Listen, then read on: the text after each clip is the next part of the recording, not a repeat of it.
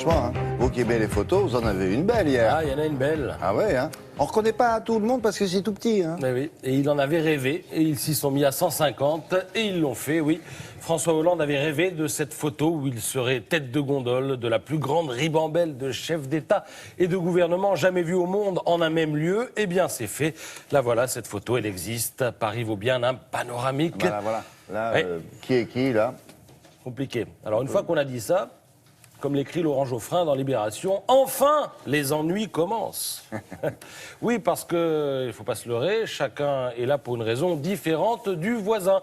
Les Indiens sont là pour défendre leurs droits au développement, les Chinois sont là pour défendre leurs droits à la croissance, les Saoudiens pour défendre leurs droits au pétrole, les Polonais pour défendre leurs droits au charbon, les Américains pour défendre leur liberté d'action, etc., etc. Réunir près de 200 intérêts particuliers derrière un seul objectif universel est illusoire, sauf à se réfugier dans la généralité, prévient Nicolas Bétou, à qui on en voudrait presque de torpiller le rêve d'un accord. Mais franchement, peut-on lui donner tort ?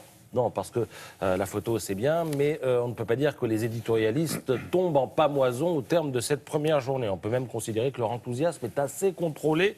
Je vous donne un exemple dans les Échos. Dominique Seux rappelle que la bonne volonté et les bons sentiments n'ont jamais eu beaucoup de succès en économie. Si on additionne ces deux données universelles, la première journée de la COP21 suscite un scepticisme de rigueur. Nous devons être à la hauteur des enjeux, a été la formule la plus répétée dans toutes les langues de la Terre, certes, mais encore, demande l'éditorialiste. La conclusion coule de source. Un accord positif sur le climat est hautement probable parce que autant de dirigeants ne se déplacent pas comme ça pour rien, mais chacun peut raisonnablement s'attendre à ce que cet accord soit gris, c'est-à-dire difficile à lire. En fait, l'homme le plus important hier, William, n'était pas sur la photo qui restera dans les bouquins d'histoire. L'homme le plus important, il est sur la photo qui fait la une des Échos. Il éclipse même Obama, qui est flou au premier plan, et Hollande, de profil, au second plan. L'homme le plus important, c'est évidemment Bill Gates, avec ses mains jointes et son petit sourire de bonhomme pas mécontent de son effet, puisqu'avec ses potes milliardaires, il vient de sortir de son chapeau un fonds écologique. Alors pour l'instant, on ne sait pas combien il y aura de milliards dans ce fonds, mais il y en aura des milliards.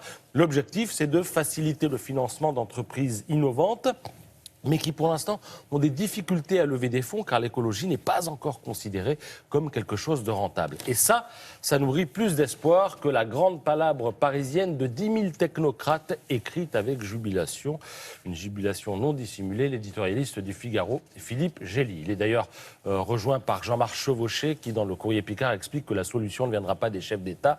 Eux, ils sont là pour créer les conditions, rien de plus. Le reste, ça dépend de ceux qui vont inventer les énergies du futur et construire les routes intelligentes, les ingénieurs, les ouvriers, les chercheurs et bien sûr Bill Gates et ses milliards. Ah mais c'est des copains, il n'est pas tout seul, parce qu'hier on avait l'impression que c'était une enveloppe perso. Non, c'est une bande de milliardaires. Il y a Zuckerberg, il y a Xavier Niel pour les Français. Voilà. Alors pour finir, deux choses dont on risque d'entendre parler aujourd'hui. D'abord les unes de La Voix du Nord et de Nord-Éclair qui conjointement à l'approche des régionales expriment, comme ils l'ont fait hier, leur crainte de voir le Front National gagner le Nord-Pas-de-Calais. Voilà, qui sont réellement les membres du FN, etc. Et puis ce papier dans le Figaro, papier sur l'ouverture d'un procès à Paris, procès d'une filière de djihadistes. Et déjà, vous avez l'avocat de la défense qui, dans le Figaro, ce matin, dit que le contexte politique était bien différent de celui d'aujourd'hui. Il faudra en tenir compte. Voilà, ça n'a pas commencé. Déjà, on cherche des excuses.